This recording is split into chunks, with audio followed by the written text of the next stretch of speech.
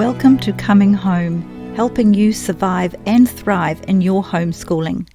And now, more classic Christmas stories for you from Little House on the Prairie books, where Laura Ingalls Wilder writes of Christmas over her childhood years. I am grateful to Harper and Brothers, the original publishers. From Little House on the Prairie, Mr. Edwards meets Santa Claus. The days were short and cold. The wind whistled sharply, but there was no snow. Cold rains were falling. Day after day the rain fell, pattering on the roof and pouring from the eaves. Mary and Laura stayed close by the fire, sewing their 9-patch quilt blocks or cutting paper dolls from scraps of wrapping paper and hearing the wet sound of the rain. Every night was so cold that they expected to see snow next morning, but in the morning they saw only sad, wet grass. They pressed their noses against the squares of glass in the windows that Pa had made, and they were glad they could see out, but they wished they could see snow. Laura was anxious because Christmas was near, and Santa Claus and his reindeer could not travel without snow. Mary was afraid that, even if it snowed, Santa Claus could not find them so far away in Indian territory. When they asked Ma about this, she said she didn't know. "What day is it?" they asked her anxiously. "How many more days till Christmas?" And they counted off the days on their fingers till there was only one more day left. Rain was still falling that morning. There was not one crack in the grey sky. They felt almost sure there would be no Christmas. Still, they kept hoping. Just before noon, the light changed. The clouds broke and drifted apart, shining white in a clear blue sky. The sun shone, birds sang, and thousands of drops of water sparkled on the grasses. But when Ma opened the door to let in the fresh, cold air, they heard the creek roaring. They had not thought about the creek. Now they knew they would have no Christmas, because Santa Claus could not cross that roaring creek. Pa came in, bringing a big fat turkey. If it weighed less than 20 pounds, he said, he'd eat it, feathers and all. He asked Laura, "How's that for a Christmas dinner? Think you can manage one of those drumsticks?" She said yes, she could, but she was sober. Then Mary asked him if the creek was going down, and he said it was still rising. Ma said it was too bad.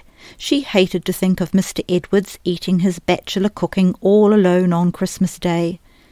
Mr. Edwards had been asked to eat Christmas dinner with them, but Pa shook his head and said a man would risk his neck trying to cross that creek now. "No," he said, "that current's too strong. We'll just have to make up our minds that Edwards won't be here tomorrow." Of course, that meant that Santa Claus could not come either. Laura and Mary tried not to mind too much. They watched Ma dress the wild turkey, and it was a very fat turkey. They were lucky little girls to have a good house to live in and a warm fire to sit by and such a turkey for their Christmas dinner. Ma said so, and it was true. Ma said it was too bad that Santa Claus couldn't come this year, but they were such good girls that he hadn't forgotten them. He would surely come next year. Still, they were not happy. After supper that night they washed their hands and faces, buttoned their red flannel nightgowns, tied up their nightcap strings, and soberly said their prayers. They lay down in bed and pulled the covers up. It did not seem at all like Christmas time. Pa and Ma sat silent by the fire. After a while, Ma asked why Pa didn't play the fiddle, and he said, "I don't seem to have the heart to, Caroline." After a longer while, Ma suddenly stood up. "I'm going to hang your stockings, girls. Maybe something will happen." Laura's heart jumped, but then she thought again of the creek, and she knew nothing could happen. Ma took one of Mary's clean stockings and one of Laura's, and she hung them from the mantel shelf, on either side of the fireplace. Laura and Mary watched her over the edge of their bed covers. "Now go to sleep," Ma said, kissing them good night. "Morning will come quicker if you're asleep." She sat down again by the fire, and Laura almost went to sleep. She woke up a little when she heard Pa say, "You've only made it worse, Caroline." And she thought she heard Ma say, "No, Charles, there's the white sugar." But perhaps she was dreaming. Then she heard Jack growl savagely. The door latch rattled, and someone said, "Ingalls! Ingalls!" Pa was stirring up the fire, and when he opened the door, Laura saw that it was morning. The outdoors was grey. "Great fishhooks, Edwards! Come in, man! What's happened?" Pa exclaimed. Laura saw the stockings limply dangling, and she scrunched her shut eyes into the pillow. She heard Pa piling wood on the fire, and she heard Mr. Edwards say he had carried his clothes on his head when he swam the creek. His teeth rattled and his voice shivered. He would be all right, he said, as soon as he got warm. "It was too big a risk, Edwards," Pa said. "We're glad you're here, but that was too big a risk for a Christmas dinner." "Your little ones had to have a Christmas," Mr. Edwards replied. "No creek could stop me after I fetched them their gifts from Independence." Laura sat straight up in bed. "Did you see Santa Claus?" she shouted. "I sure did," Mr. Edwards said. "Where? When? What did he look like? What did he say? Did he really give you something for us?" Mary and Laura cried. Wait a minute," Mr. Edwards laughed. And Ma said she would put the presents in the stockings as Santa Claus intended. She said they mustn't look. Mr. Edwards came and sat on the floor by their bed, and he answered every question they asked him.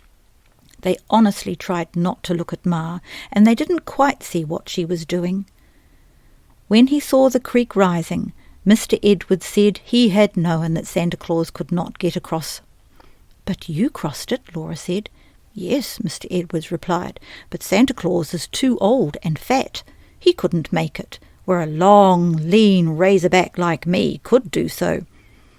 And Mr. Edwards reasoned that if Santa Claus couldn't cross the creek, likely he would come no further south than Independence. Why should he come 40 miles across the prairie only to be turned back? Of course he wouldn't do that. So Mr. Edwards had walked to Independence. "In the rain?" Mary asked. Mr. Edwards said he wore his rubber coat. And there, coming down the street in Independence, he had met Santa Claus. "In the daytime?" Laura asked. She hadn't thought that anyone could see Santa Claus in the daytime. "No," Mr. Edwards said. "It was night, but light shone out across the street from the saloons." Well, the first thing Santa Claus said was, "Hello, Edwards." "Did he know you?" Mary asked. And Laura asked, "How did you know he was really Santa Claus?" Mr. Edwards said Santa Claus knew everybody, and he recognized Santa at once by his whiskers. Santa Claus has the longest, thickest, whitest set of whiskers west of the Mississippi. So Santa Claus said, "Hello, Edwards.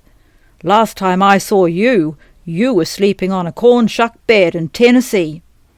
And Mr. Edwards well remembered the little pair of red yarn mittens that Santa Claus had left for him that time. Then Santa Claus said, "I understand you're living now down along the Verdigris River. Have you ever met up down yonder with two little young girls named Mary and Laura?" "I surely am acquainted with them," Mr. Edwards replied. "It rests heavy on my mind," said Santa Claus. "They are both of them sweet, pretty, good little young things, and I know they are expecting me. I surely do hate to disappoint two good little girls like them. Yet with the water up the way it is, I can't ever make it across that creek. I can figure no way whatsoever to get to their cabin this year. Edwards, would you do me the favour to fetch them their gifts this one time?" "I'll do that with pleasure," Mr. Edwards told him. Then Santa Claus and Mr. Edwards stepped across the street to the hitching posts where the pack mule was tied. "Didn't he have his reindeer?" Laura asked. "You know he couldn't," Mary said. "There isn't any snow." "Exactly," said Mr. Edwards. "Santa Claus travelled with a pack mule in the southwest, and Santa Claus uncinched the pack and looked through it, and he took out the presents for Mary and Laura." "Oh, what are they?" Laura cried. But Mary asked, "Then what did he do?" Then he shook hands with Mr. Edwards, and he swung up on his fine bay horse. Santa Claus rode well for a man of his weight and build, and he tucked his long white whiskers under his bandana. "So long, Edwards," he said, and he rode away on the Fort Dodge trail, leading his pack mule and whistling. Laura and Mary were silent an instant, thinking of that. Then Ma said, "You may look now, girls." Something was shining bright in the top of Laura's stocking. She squealed and jumped out of bed. So did Mary, but Laura beat her to the fireplace, and the shining thing was a glittering new tin cup. Mary had one exactly like it. These new tin cups were their very own. Now they each had a cup to drink out of. Laura jumped up and down and shouted and laughed, but Mary stood still and looked with shining eyes at her own tin cup. Then they plunged their hands into their stockings again, and they pulled out 2 long, long sticks of candy. It was peppermint candy, striped red and white. They looked and looked at the beautiful candy, and Laura licked her stick, just one lick. But Mary was not so greedy. She didn't even take one lick of her stick. Those stockings weren't empty yet. Mary and Laura pulled out 2 small packages. They unwrapped them, and each found a little heart-shaped cake. Over their delicate brown tops was sprinkled white sugar. The sparkling grains lay like tiny drifts of snow. The cakes were too pretty to eat. Mary and Laura just looked at them. But at last Laura turned hers over, and she nibbled a tiny nibble from underneath, where it wouldn't show. And the inside of the little cake was white. It had been made of pure white flour and sweetened with white sugar. Laura and Mary would never have looked in their stockings again. The cups and the cakes and the candy were almost too much. They were too happy to speak. But Ma asked if they were sure the stockings were empty. Then they put their hands down inside them to make sure, and in the very toe of each stocking was a shining bright new penny. They had never even thought of such a thing as having a penny. Think of having a whole penny for your very own. Think of having a cup and a cake and a stick of candy and a penny. There had never been such a Christmas. Now, of course, right away, Laura and Mary should have thanked Mr. Edwards for bringing those lovely presents all the way from Independence. But they had forgotten all about Mr. Edwards. They had even forgotten Santa Claus. In a minute they would have remembered, but before they did, Ma said gently, "Aren't you going to thank Mr. Edwards?" "Oh, thank you, Mr. Edwards, thank you!" And they meant it with all their hearts. Pa shook Mr. Edwards' hand too, and shook it again. Pa and Ma and Mr. Edwards acted as if they were almost crying. Laura didn't know why. So she gazed again at her beautiful presents. She looked up again when Ma gasped, and Mr. Edwards was taking sweet potatoes out of his pockets. He said they had helped to balance the package on his head when he swam across the creek. He thought Pa and Ma might like them with Christmas turkey. There were 9 sweet potatoes. Mr. Edwards had brought them all the way from town too. It was just too much, Pa said so. "It's too much, Edwards," he said. They could never thank him enough. Mary and Laura were too excited to eat breakfast. They drank the milk from their shining new cups, but they could not swallow the rabbit stew and the cornmeal mush. "Don't make them, Charles," Ma said. "It will soon be dinner time." For Christmas dinner there was the tender, juicy roasted turkey. There were the sweet potatoes baked in the ashes and carefully wiped so that you could eat the good skins too. There was a loaf of salt rising bread made from the last of the white flour. And after all that there were stewed dried blackberries and little cakes. But these little cakes were made with brown sugar, and they did not have white sugar sprinkled over their tops. Then Pa and Ma and Mr. Edward sat by the fire and talked about Christmas times back in Tennessee and up north in the big woods. But Mary and Laura looked at their beautiful cakes and played with their pennies and drank their water out of their new cups. And little by little they licked and sucked their sticks of candy, till each stick was sharp-pointed on one end. That was a happy Christmas.